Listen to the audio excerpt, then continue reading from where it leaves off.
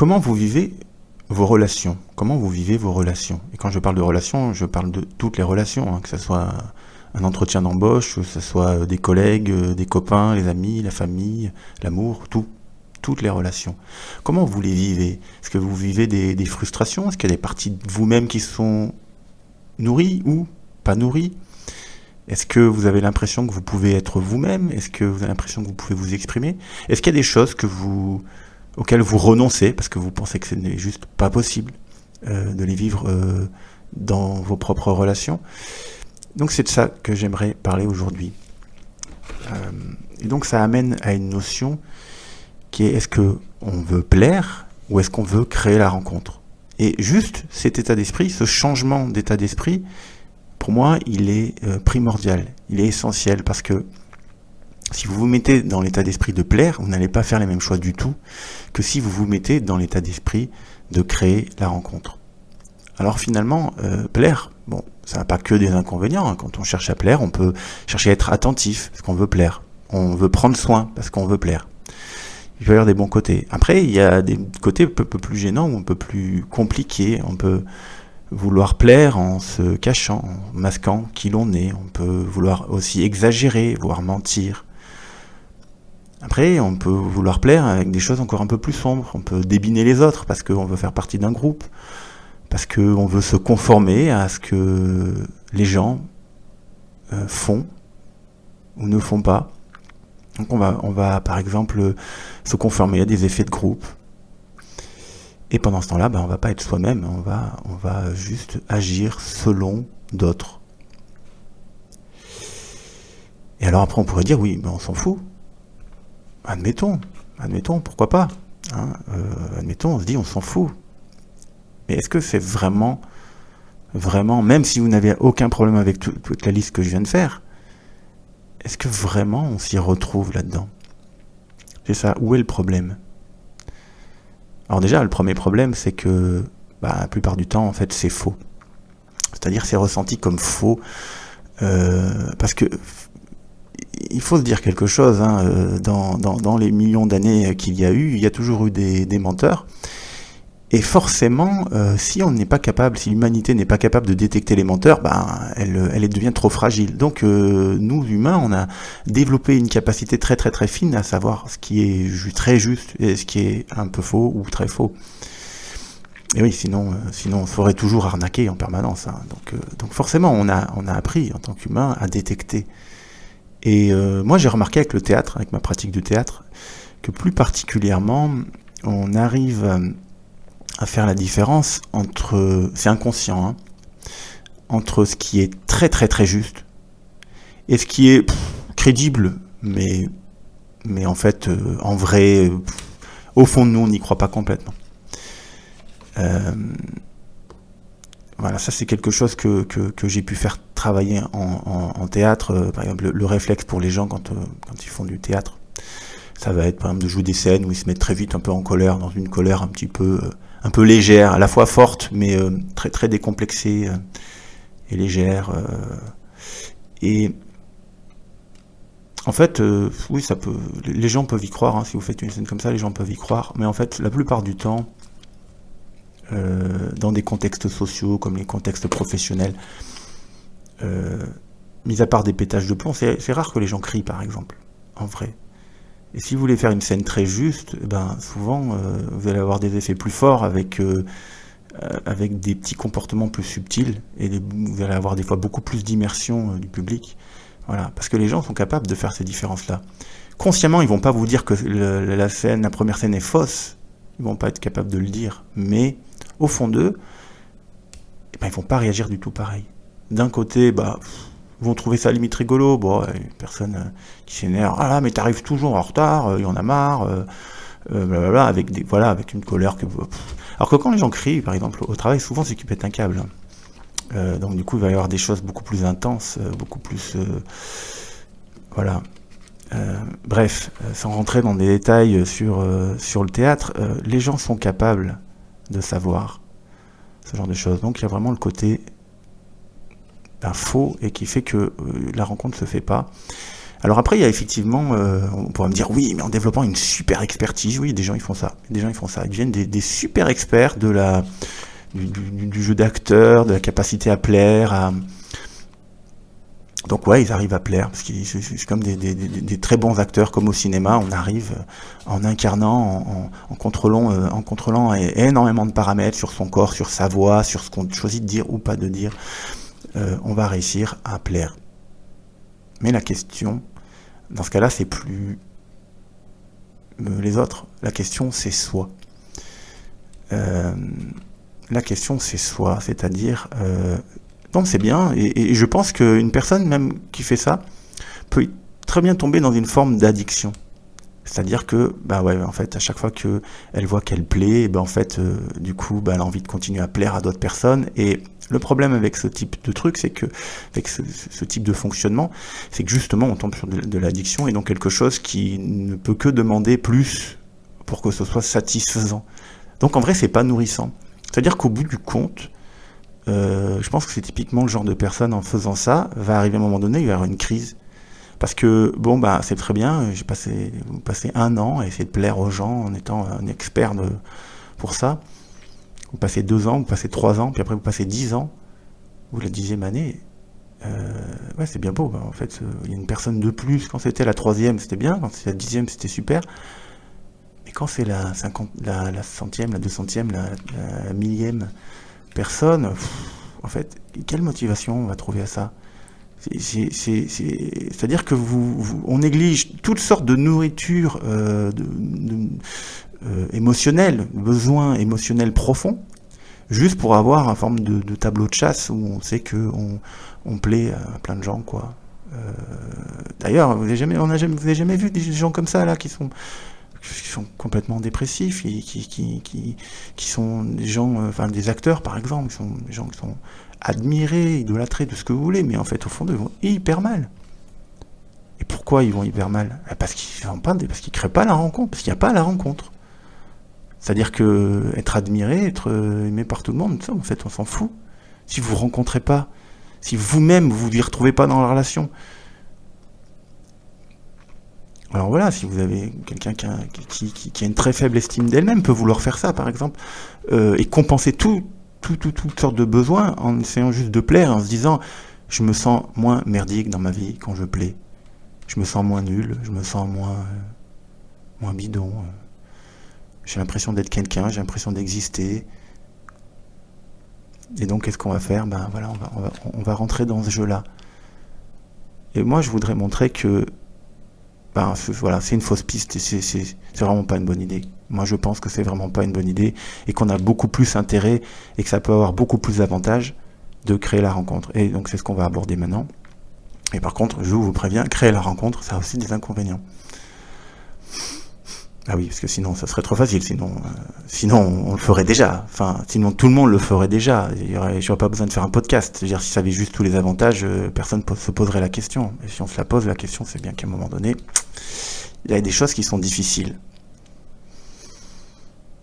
Alors déjà, pour préciser, créer la rencontre, c'est pas juste une fois. Hein. C'est pas j'ai créé la rencontre et c'est bon, on peut passer à autre chose. Non, créer la rencontre, c'est quelque chose qui se renouvelle en permanence. C'est une intention, une attention. Un peu comme... comment ça s'appelle? L'ikigai. Alors l'ikigai, à la base, le sens originel du mot ikigai, qui vient du japonais, c'est vraiment, il me semble, l'idée de l'attention profonde à ce qu'on fait.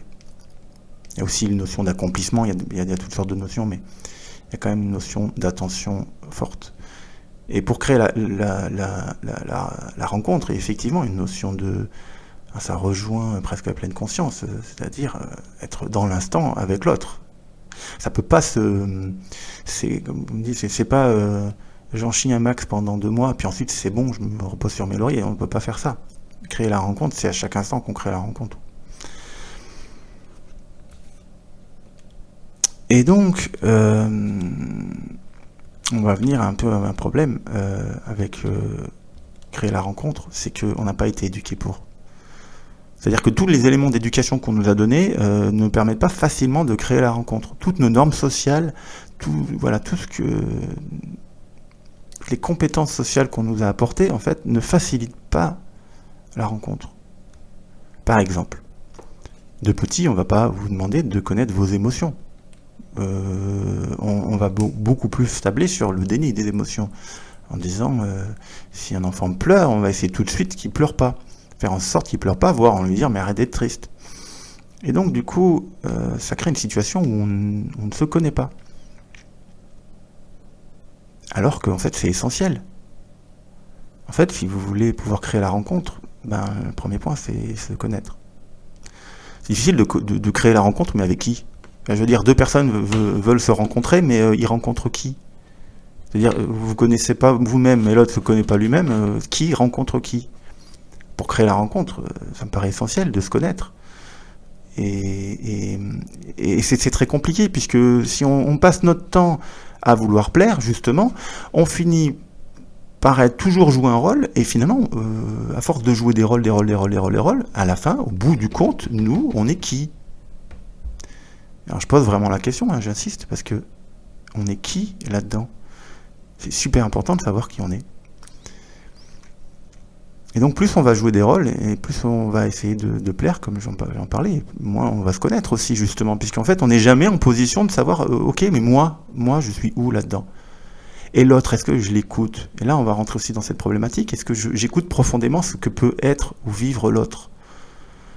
Et ça c'est pareil, est-ce qu'on a appris à écouter ? Non, on l'a pas appris, c'est pas des compétences qu'on travaille dans notre vie, de vouloir être avec l'autre profondément et l'accueillir, l'écouter, lui créer un espace pour lui, essayer de comprendre quels sont ses besoins, quelles sont ses émotions.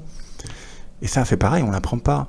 Puis c'est un peu tabou, on essaye toujours d'être dans une forme de pudeur, il faut pas exprimer ses émotions, il faut pas exprimer ses besoins, il faut pas déranger, toutes sortes de choses qui font que voilà, c'est compliqué.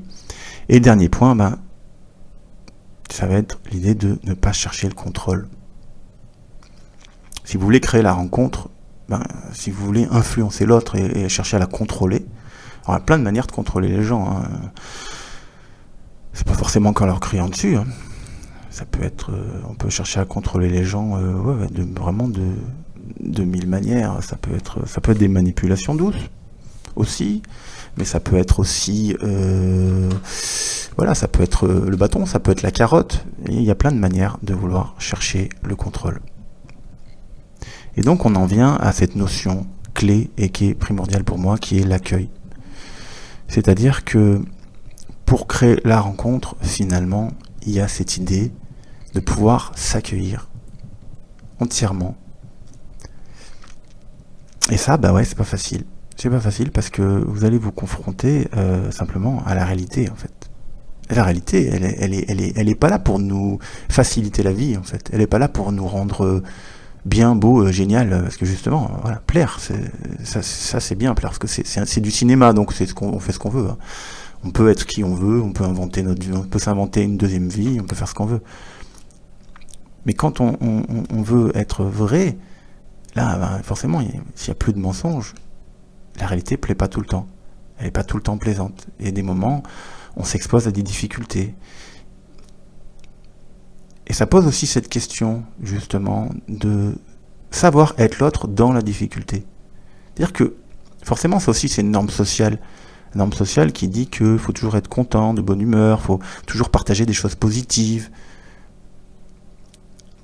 Mais moi, personnellement, j'ai du mal à me dire qu'on puisse avoir des relations profondes sans jamais partager de douleur, puisque c'est la vérité.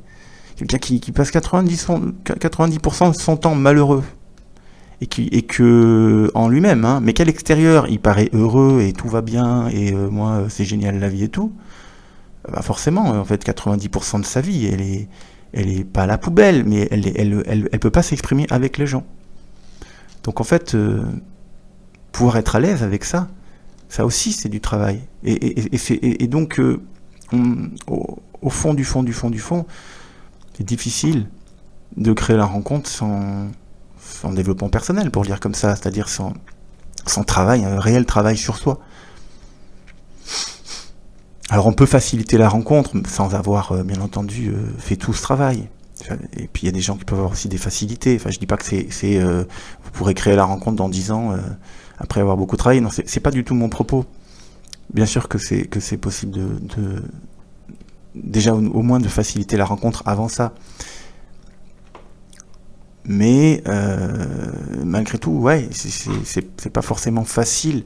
En tout cas, il y a des choses qui vont être inconfortables si on n'y est pas habitué, si on n'a pas réussi à travailler sur certaines choses personnelles et sur des choses profondes. On en revient aux monstres aussi. Moi, j'avais parlé des monstres dans un article. Moi, ce que j'appelle un monstre, c'est ces parties de nous qu'on refuse.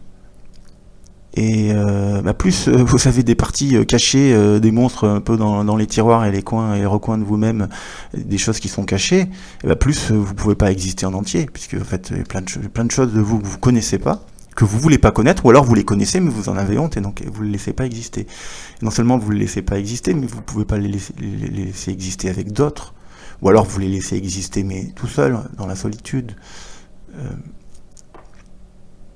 Alors c'est pas tout dire qu'on peut partager tous ces monstres à tout le monde, et c'est pas ça. Hein. Un monstre, c'est pas négatif, hein, je précise quand même. Monstre, c'est soi-même, on pense qu'on a un monstre. En fait, c'est pas un monstre, ce sont des parties de soi qu'on n'aime pas parce qu'on nous a appris que c'était nul, quoi.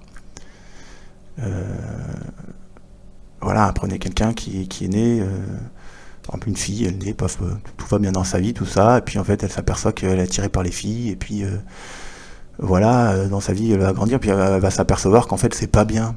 En fait c'est super nul, une fille ça n'a pas le droit d'aimer les filles, quoi, parce que les filles ça doit aimer les garçons. Et hop, elle va se faire un monstre. Elle va dire mais les filles non c'est pas bien. Donc en fait elle va mettre ça dans un coin de sa tête, et puis elle va essayer peut-être de se convaincre que c'est pas ça qu'elle veut. Donc elle va peut-être se forcer, ou faire des choses qui lui plaisent pas tant que ça, ou elle va essayer de se convaincre, voilà. Donc c'est ça les monstres.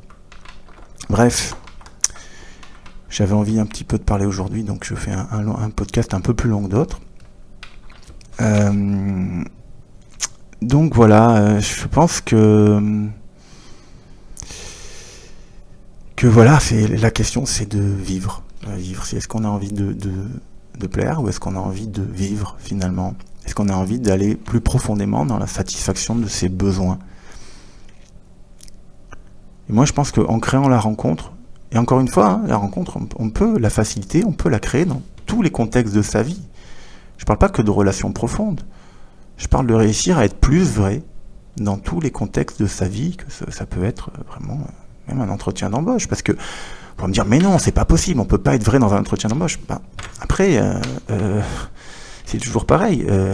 Imaginez une entreprise qui elle cherche des gens vrais. Alors, admettons, il y a une entreprise sur 50 qui est comme ça. Le problème, c'est qu'il n'y a personne qui va jouer ce jeu-là. Donc ils vont essayer de recruter des gens, et à chaque fois, ça va être compliqué. Donc ils vont avoir très peu de gens qui vont vouloir aller dans ces entreprises-là. Donc en fait, il n'y a pas de problème. Pour reprendre l'exemple de l'homosexualité, il n'y a pas beaucoup de gens qui sont homosexuels. Pour autant, quand vous êtes homosexuel, vous pouvez rencontrer des gens. Pourquoi ? Parce qu'en fait, vous pouvez rencontrer moins de gens, mais les homosexuels eux-mêmes peuvent rencontrer moins de gens. Donc en gros, je sais pas comment dire. Vous pouvez rencontrer moins de gens, mais vous avez plus de chances. En tout cas. Donc avec cette histoire d'entreprise, c'est ça, c'est-à-dire qu'en fait l'entreprise, elle va être très très réceptive si vous décidez d'être vrai. Si vous cherchez à leur plaire, ils vont le voir, et ça va pas marcher. Donc après, c'est aussi à qui on a envie de parler. Puis après, vous pouvez tenter, parce que même si l'entreprise vous le voyez pas en apparence, et que vous voulez faire un entretien d'embauche, vous allez vous tenter, vous dites voilà, de toute façon, est-ce que j'ai envie de faire un boulot où je pourrais pas être moi-même, ou est-ce que je vais être obligé de ci, je vais être obligé de ça? Et puis on sous-estime vraiment la capacité d'ouverture des gens. Souvent les gens, en fait, il faut se dire un truc, c'est que les gens sont plus ouverts que ce qu'on imagine. C'est-à-dire qu'on est moins rejeté que ce qu'on imagine, je pense. Et que des fois, les gens s'ennuient tellement justement dans ce côté un peu faux que ouais, des fois ils aiment bien être un petit peu bousculés quand même par des gens qui font autre chose. Puis les gens, en fait, c'est pas que je vais être impoli, mais pour être un peu direct, ils s'en foutent de vous. C'est pas méchant quand je dis ça, mais ils s'en foutent de moi, ils s'en foutent. Je vais donner je vais reprendre l'exemple voilà, j'ai dit que je suis allé à un mariage avec les ongles peints en noir et je me suis mis du noir autour des yeux et j'avais envie de me mettre un chapeau melon et compagnie. Et imaginez-vous vous faire ça, peut-être que vous allez vous dire mais c'est complètement fou, tout le monde va me détester, tout ça, mais en fait les gens ils s'en foutent de moi, ils me connaissent pas, ils voient ça, c'est une attraction pour eux, enfin, je veux dire, ils voient quelqu'un d'un peu bizarre, un peu farfelu, moi j'ai vu personne choqué en fait, j'ai vu surtout des personnes qui avaient l'air plutôt contentes en fait, plutôt contentes, après peut-être des personnes qui m'ont jugé, mais est-ce que vraiment elles ont passé la soirée à ruminer parce que moi, dont ils se foutent totalement, je me suis mis comme ça? Non, mais j'y crois pas du tout. Je pense que c'est bien, voilà, ils disent oh là là, les gens comme ça, je les comprends pas, puis voilà, puis ils passent à autre chose et ils discutent avec leurs amis et voilà. Donc voilà, moi ce que je veux dire c'est ça, c'est que si on veut vraiment être proche de ses besoins, si on a envie de pouvoir vivre de l'authenticité, la connexion, du partage, la coopération, qu'on veut prendre soin de l'autre aussi, il y a un plaisir à prendre soin. Tout ça, on peut le vivre en créant la rencontre. Et pour revenir sur cette histoire d'entretien d'embauche, ben ouais, même dans un entretien d'embauche, à un moment donné, ben les gens, ils vous connaissent pas, ils ont l'impression de voir quelqu'un qui leur dit un peu la vérité, qui a l'air d'être, qui a des défauts, mais vous croyez qu'ils sont naïfs les recruteurs? Vous pensez qu'ils n'ont jamais vu personne de leur vie? S'ils voient que vous montrez vos défauts assez facilement, ils vont avoir justement l'impression qu'il n'y a pas trop à s'inquiéter, parce qu'en fait, ils ont l'impression que vous leur avez tout dit. Alors que si vous cachez, ah non mais moi, je suis quelqu'un, je suis hyper ponctuel, et puis je suis ci, je suis là, ouais, puis je suis vachement intéressant, et là, bon, au bout d'un moment, ils savent qu'il y a des trucs que vous cachez, enfin, ils sont pas bêtes. Donc voilà, créer la rencontre dans toutes ces circonstances de sa vie. Je dis pas qu'il faille pas le nuancer, le tempérer, qu'il faille dire tout ce qu'on est à tout le monde en permanence. Non, mais bien entendu, on est bien obligé aussi de respecter les gens. Hein, votre boulanger, vous n'allez pas pouvoir dire tout sur votre vie. Voilà, vous n'allez pas vous parler de vos malheurs à votre boulanger. Non, c'est pas possible. Vous pouvez pas faire ça. Mais vous pouvez quand même créer la rencontre. Enfin, je veux dire, créer la rencontre, ça peut être une manière d'être aussi.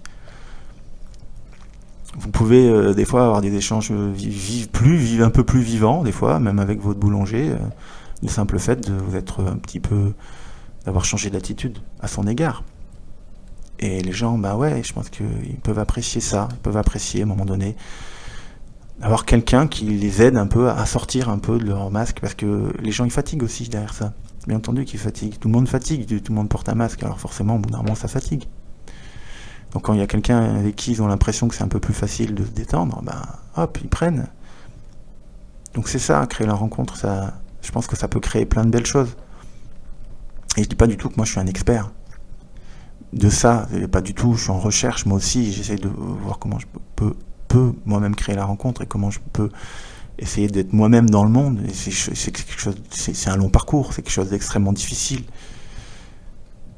Mais je pense que ça vaut le coup, au moins dans l'intention, de se dire ok, moi j'ai envie d'aller vers ça, j'ai envie de progresser dans cette voie-là, parce que j'ai envie de vivre heureux, quoi, tout simplement. Et ça sera le mot de la fin. Je pense qu'en créant une rencontre, c'est aussi une manière de pouvoir vivre heureux.